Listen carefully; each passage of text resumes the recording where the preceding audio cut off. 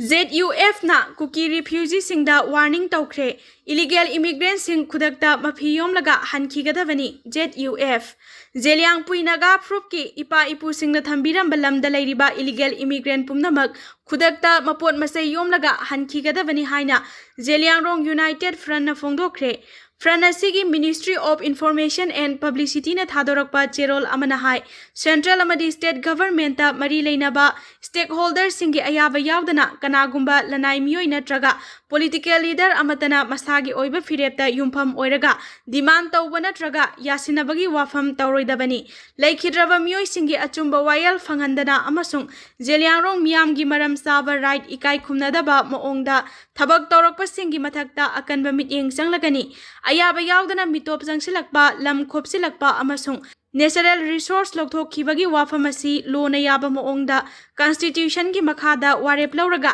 yasinaba purakadavani ipa ipu haktaktagi leraklaba lamgi puwari culture identity amasung customary right ki matangda kanagumana phibam amatada mantiknaba tauroidabani Zeliangrong gi lamda khunda siliba illegal immigrants singi mathakta akanba thabak lokatpa horagani Kukizo Council gi lusingba singna kasanaga haiba wahai sijinarakpagi matangda cherola sina hai Kukizo gi lusingba singna soikre lankhre hairakhibadu chatnaba yaroi Konsakhul village tagi mara leijadaba misam taruk pharaga tamthina hatkibagi matangda ZUF na chenariba miyoi sing aduga yasinabagi wafam leiroi misam taruk tamthina hatlaga makhoigi sadong adu masa masagi loina bisingda pijakhibagi thawong adu taraina lawfam thokte Kukizo narco terrorist singna chathakiba khwaidagi tamthiraba thawong adu Zeliangrong puigi puarida matam chupa ningsingduna lehoragani ipa ipu singna thambiramba lam natural resource cultural heritage amadi isagi right ngak senanaba ZUF na khongpham chena lepli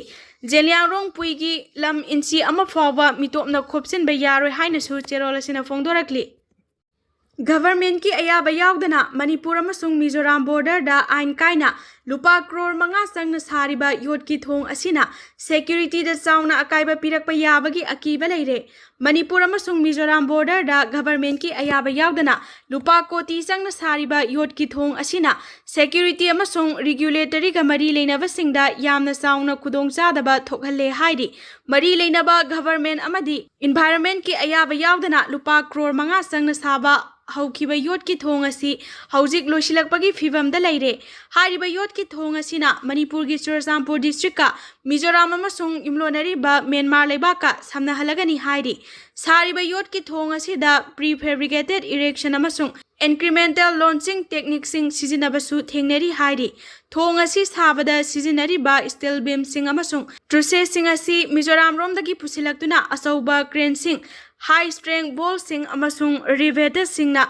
thong safam asida assemble tawi amadi thong asigi final deck installation gi thabak sing hojik akanba moongda chathari hairi yamna sensitive oiba mafam asida mari leinaba government ki official singna yengsindana hojik fawa lairiba sida state ki official amasung local group singna nungnangbo phongdoknarakli hojik sariba thong asigi maramda local group amadi government official singna hainerakpada thong asi cross border gi thabak tauriba singna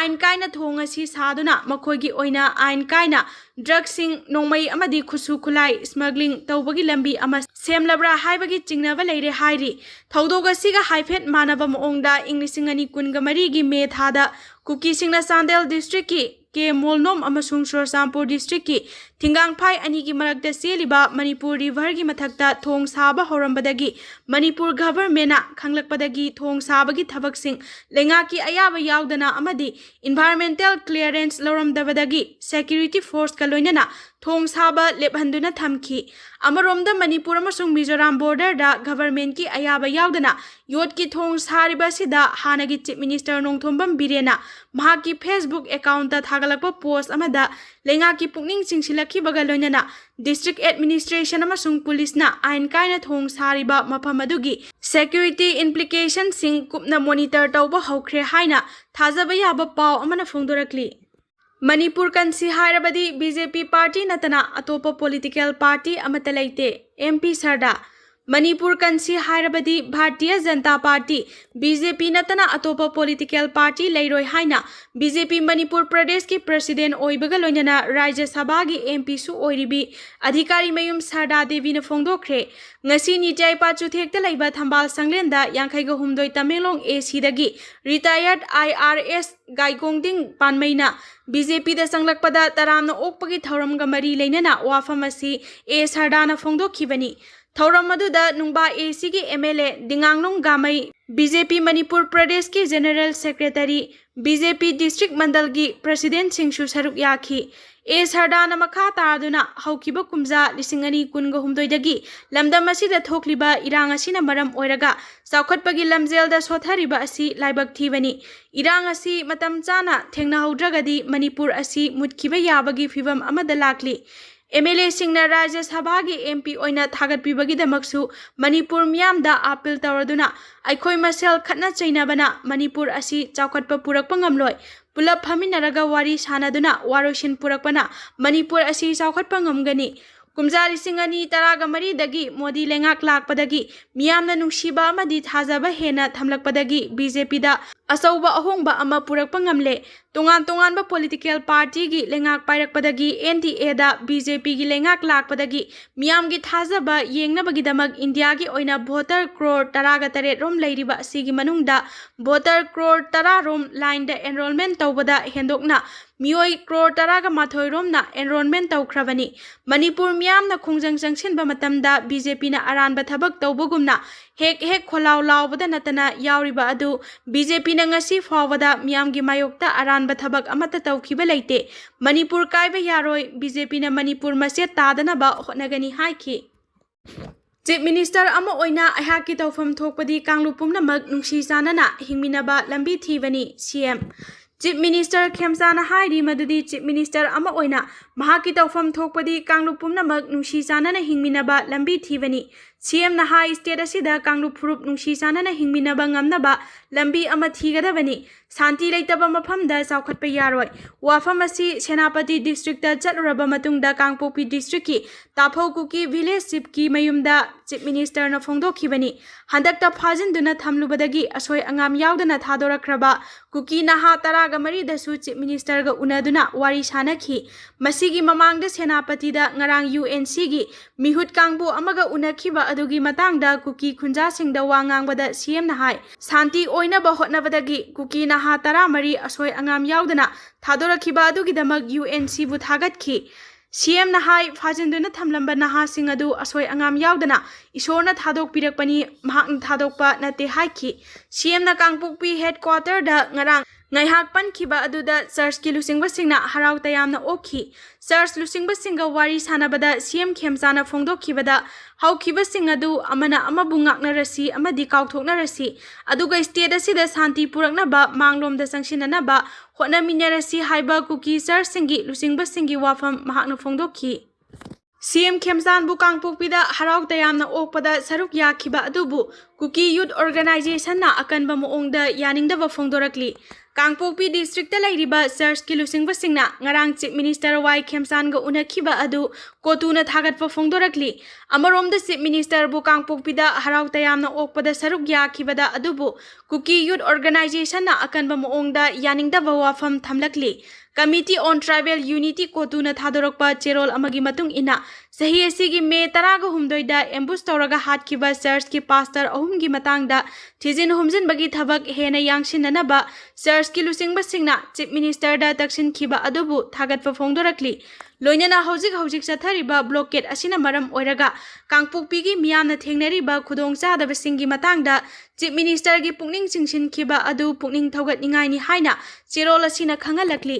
amaromda kuki youth organization na thadorokpa cherol amana hai Chief Minister Y Khemsana maudagi halakpagi lambida kangpokpi da church ki lusingba sing yauna taramna okhiba adu yaba ngamloi Chief Minister bu taramna okpagi thawong adu misam miyam gi apamba natte haibasi khangadabani lusingba haibasi power pariba mioi singi yana bachatpa natte miyam gi dama khongpham chena lepa haibasi lusingba amagi mathawni maram aduna kuki gi lairiba church ki lusingba singna miyam ꯃꯥꯒꯤ ꯏꯍꯨꯜ ꯈꯪꯅ ꯊꯕꯛ ꯇꯧꯒꯗꯕꯅꯤ ꯑꯃꯔꯣꯝꯗ ꯀꯨꯀꯤꯒꯤ ꯃꯤꯌꯥꯝꯅꯁꯨ ꯂꯨꯆꯤꯡꯕꯁꯤꯡ ꯑꯁꯤꯅ ꯁꯥꯟꯅꯔꯤꯕ politics ꯑꯁꯤ ꯃꯌꯦꯛ ꯁꯦꯡꯅ ꯈꯪꯕ ꯃꯊꯧ ꯇꯥꯏ ꯍꯥꯏꯅ ꯆꯦꯔꯣꯜ ꯑꯁꯤꯅ ꯃꯈꯥ ꯇꯥꯔꯤ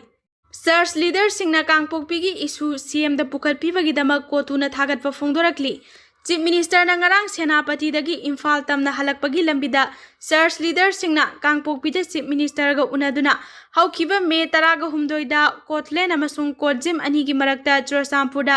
बाप्टिस्ट चर्च कन्वेंशन यावरगा हलकपदा कुकीजो चर्च लीडर अहुम मिहाथीना हाटखिबा थौदोक अदुगी मतांगदा थिजिननाबा तक्सिनखिबा अदुगिदमक्ता कोतुगी माइकैदगी थागतपा फोंदोकली हाइरि कोतुना थादोरखिबा चेरोल अमना हाइरिबना चर्च लीडर सिंग अदुगी माइकैदगी चीफ मिनिस्टर दा मे 13 खुलाई पाइबसिंगना एम्बुस तौदुना हाटख्रबा डॉक्टर रेवरेंड भी सिटलौ रेवरेंड काइगौलुन लौभुम अमसुंग पास्टर पागौलेन सिलथौ अहुमगी मिहात असी अथुबा मतमदा थिगतुना थौदोक असिदा सेनाबसिंग अदु मसक खंगदोक्तुना लोगी ओइबा चैराक पिबियु हाइना तक्सिनखि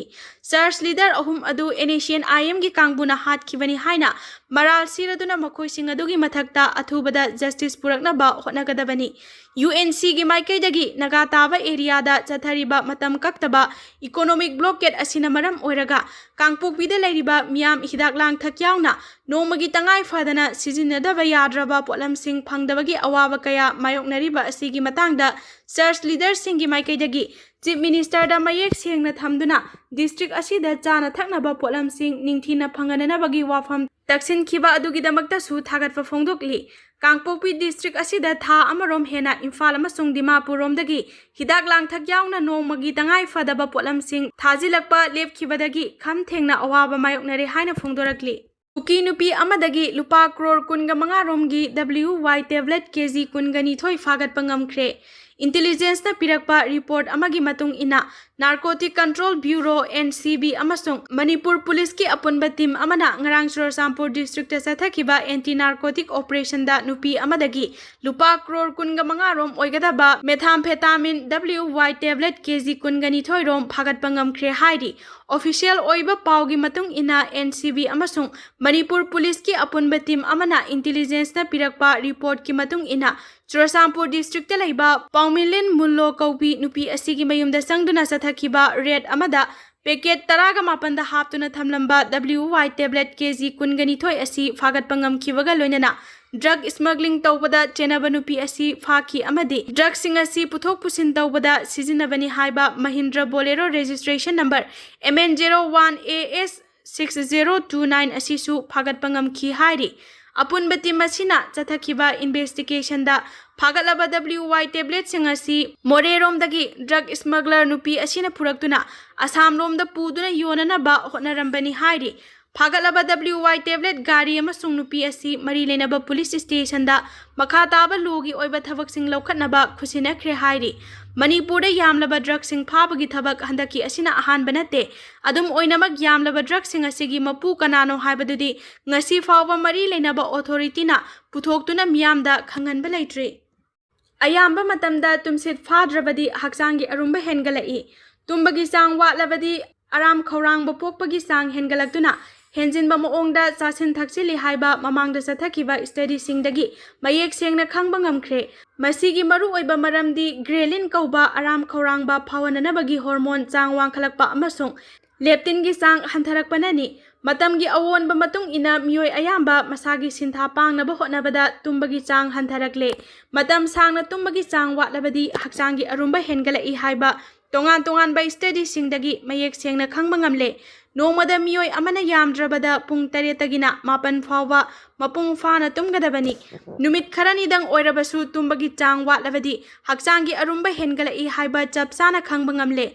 एनालिसिस ऑफ इंटरनल मेडिसिन दा फोंगलकपा अनौबा स्टडी अमगी रिपोर्ट ना हाय चयोल तरुक रोम तुम्बगी चांग वाटपा मियोय सिंग चांगचता हक्सांगी अरुम्बा केजी मखाय अमरोम हेनगलई स्टडी अदुबुलु सिंखिबा कोलंबिया यूनिवर्सिटी की centre of excellence for sleep and circadian research की फाउंडिंग डायरेक्टर मेरी सेन ओंजेना हाइखि मियोय मौद्रागा मंगादा चथखिबा स्टडी अमदा नुमित खुदिंगी तुम्बा वाटपना हक्सांगी अरुम्बा अमसुंग पुकनोइबा हेनगलई हाइबा खंगबा ngamखि तुम्बगी चांग वाटलबदी अयुक याहौरकलगसु हक्सांग लेंग ओटपगी थबक तौनिंगदे मदुना मरम ओइरगा अयाम्बा मतमदा फमजिनदुना लैबा थेंगनै Miyai chalaba nupasing amasung thagi khongkap khamkraba nupisingda tumbagi chang watpana haksangi arumba hengalakpagi thawong thengnei. Matam sangna tumbagi chang watlabadi type 2 diabetes ohelakpa yai. Haksangi arumba amasung noibagi chang hengalakpana maram oiraga type 2 diabetes ki risk wangkhalakpani. Masida sunatana ayamba matamda tumbagi chang watlabadi